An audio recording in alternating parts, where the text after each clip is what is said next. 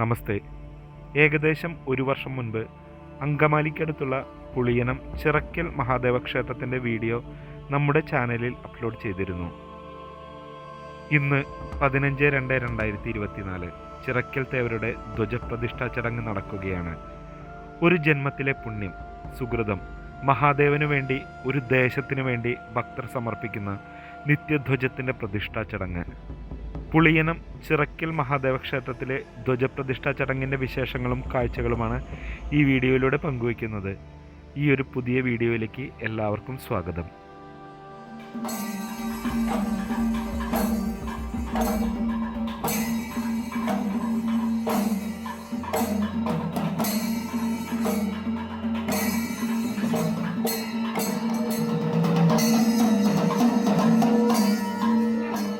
ഓം നമഃശിവായ. ഓം ചിറക്കൽ ശ്രീ മഹേശ്വരായ. പരശുരാമനാൽ പ്രതിഷ്ഠിതമായ 108ാമത് ശിവാലയം പുളിയനം ചിറക്കൽ ശ്രീ മഹാദേവ ക്ഷേത്ര സന്നിധിയിലേക്ക് മുഴുവൻ ഭക്തജനങ്ങളെയും ഭക്തിയാദരപൂർവം സ്വാഗതം ചെയ്യുകയാണ്. ആലങ്ങാട്ട് രാജവംശം രണ്ടായി പിരിഞ്ഞപ്പോൾ അതിലൊരു താവഴി അങ്കമാലി വടക്ക് കോതകുളങ്ങര ആസ്ഥാനമായി വാണിരുന്നു. 1856 സാമൂതിരി ആലങ്ങാട് പിടിച്ചു. 1762 തിരുവിതാംകൂർ സാമൂതിരിയെ തോൽപ്പിച്ചു. അതിന് പ്രതിഫലമായി കൊച്ചി ആലങ്ങാടും പരവൂരും തിരുവിതാംകൂറിന് നൽകി. പിന്നീട് തിരുവിതാംകൂർ രാജ്യം ഇല്ലാതായപ്പോഴാണ് ആലങ്ങാട് രാജാവിന്റെ സംരക്ഷണത്തിലായിരുന്ന ചിറക്കൽ ക്ഷേത്രഭരണം തിരുവിതാംകൂർ ദേവസ്വം ബോർഡിന്റെ അധീനത്തിലായി തീർന്നത്. ചിറക്കൽ ക്ഷേത്രം ചിറക്കൽ രാജകുടുംബത്തിന്റെ വകയായിരുന്നു എന്നതിൽ തർക്കമില്ല. കോലത്തിരി രാജവംശം പണ്ട് പലതായി പിരിഞ്ഞപ്പോൾ അതിലൊന്നായിരുന്നു ചിറക്കൽ. കോലത്തിരിയുടെ പരമാധികാരം ആദ്യം മുതലേ അംഗീകരിച്ച ആലങ്ങാട് രാജാവ് തന്റെ രാജ്യാതിർത്തിയിലുള്ള ചിറക്കൽ ക്ഷേത്രം സംരക്ഷിച്ചു. ചിറക്കൽ രാജവംശത്തിന്റെ പേര് ആ കൊച്ചു ക്ഷേത്രത്തിൽ ഒതുക്കി നിർത്താനുള്ള സന്മനസ് ആലങ്ങാട് രാജാവ് കാണിച്ചു. അങ്ങനെ ആലങ്ങാട് രാജ്യാതിർത്തിയിൽ ചിറക്കൽ ക്ഷേത്രം ചരിത്ര സ്മാരകമായി നിലകൊണ്ടു.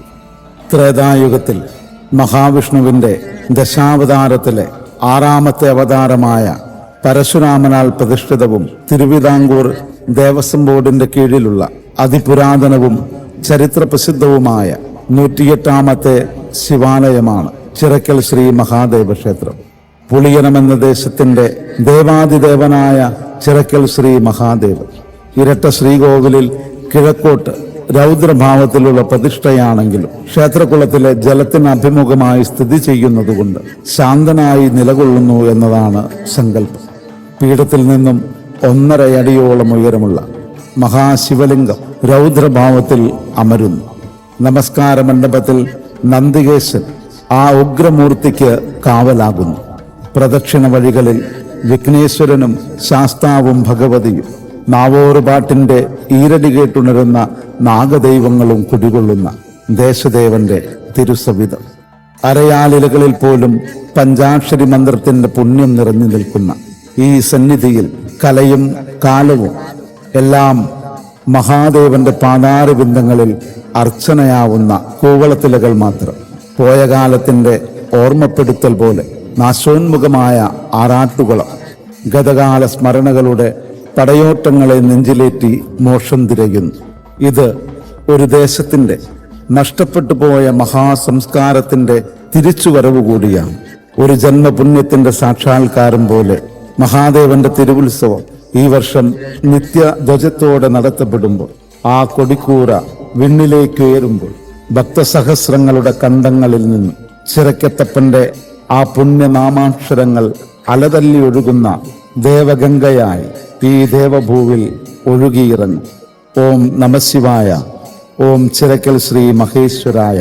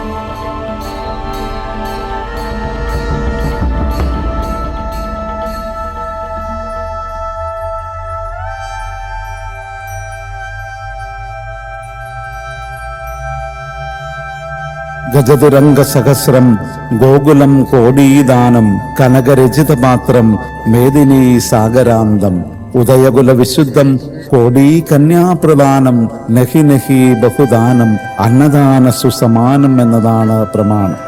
1000 ആനകളെയും കുതിരകളെയും ദാനം ചെയ്താലും 1 കോടി ഗോക്കളെ ദാനം ചെയ്താലും സ്വർണം കൊണ്ടുള്ള പാത്രങ്ങളോ കടലിനോളം ഭൂമിയോ ദാനം ചെയ്താലും വിശുദ്ധ കുലത്തിൽ പിറന്ന 1 കോടി കന്യകമാരെ ദാനം ചെയ്താലും ഇതൊന്നും അന്നദാനത്തിന് സമമാവുകയില്ല എന്നുള്ള പ്രമാണത്തെ അന്വർത്ഥമാക്കുന്ന രീതിയിൽ പുളിയനം ചിറക്കൽ ശ്രീ മഹാദേവ ക്ഷേത്രത്തിലെ തിരുവുത്സവത്തിന്റെ ഭാഗമായി എല്ലാ ദിവസങ്ങളിലും ക്ഷേത്രത്തിൽ അന്നദാനവും ആറാട്ട് ദിവസം മഹാപ്രസാദകൂട്ടും ക്ഷേത്രത്തിൽ നടത്തപ്പെടുന്ന വിവരം മുഴുവൻ ഭക്തജനങ്ങളെയും പ്രത്യേകം അറിയിക്കുന്നതോടൊപ്പം എല്ലാ മാസവും നടത്തിവരുന്ന അഖണ്ഡനാമ ജപത്തോടനുബന്ധിച്ചു മറ്റ് വിശേഷാൽ ദിവസങ്ങളിലും ക്ഷേത്രത്തിൽ നടത്തിവരുന്ന അന്നദാനത്തിൽ പങ്കാളികളായി ചിറക്കൽ ശ്രീ മഹാദേവന്റെയും ഉപദേവതമാരുടെയും അനുഗ്രഹ കടാക്ഷങ്ങൾക്ക് പാത്രീഭൂതരായി തീരുവാൻ മുഴുവൻ ഭക്തജനങ്ങളോടും ഭക്ത്യാദരപൂർവം അഭ്യർത്ഥിക്കുകയാണ്. ഓം നമഃശിവായ. ഓം ചിറക്കൽ ശ്രീ മഹേശ്വരായ.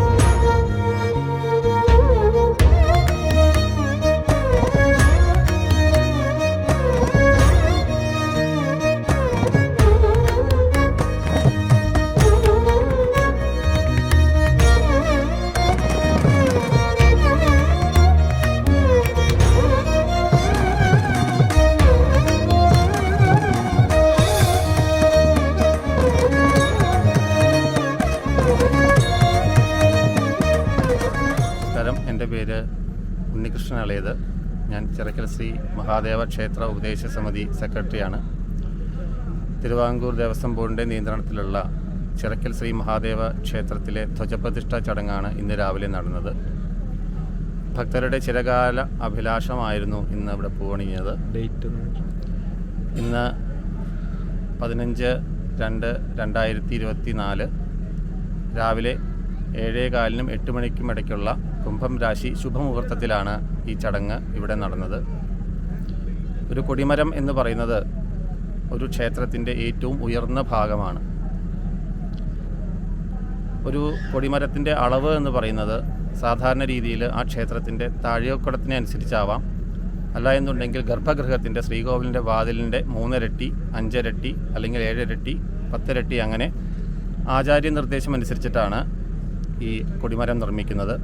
കൊടിമരം നിർമ്മിച്ചതിന് ശേഷമാണ് ധ്വജപ്രതിഷ്ഠ നടക്കുന്നത്. അതായത് വാഹനബിംബ പ്രതിഷ്ഠ. വാഹനബിംബം ജലദ്രോണിയിലതിന് ശേഷം പിറ്റേ ദിവസം ജലാധിവാസം കഴിഞ്ഞ് പിറ്റേ ദിവസം അത് എടുത്ത് എഴുന്നള്ളിച്ചു കൊണ്ടുവന്ന് ശേഷം ക്ഷേത്ര മുൻവശത്ത് കൊണ്ടുവന്നതിന് ശേഷം അലങ്കാരങ്ങളും അഭിഷേകങ്ങളെല്ലാം ചെയ്ത് ഭഗവാനെ നിദ്രയിലാക്കുന്ന ചടങ്ങാണ് പിന്നീട് നടന്നത്. അതിനുശേഷം പിറ്റേ ദിവസം നടക്കുന്ന ചടങ്ങാണ് പ്രതിഷ്ഠ എന്ന് പറയുന്നത്.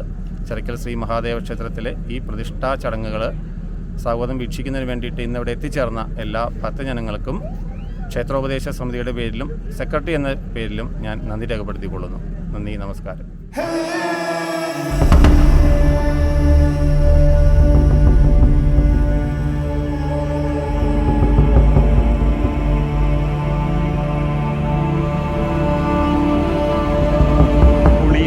ചിറക്കൽ ശ്രീ മഹാദേവ ക്ഷേത്രത്തിലെ ധ്വജപ്രതിഷ്ഠയുടെ വിശേഷങ്ങളും കാഴ്ചകളാണ് ഈ ഒരു വീഡിയോയിലൂടെ പങ്കുവച്ചത്.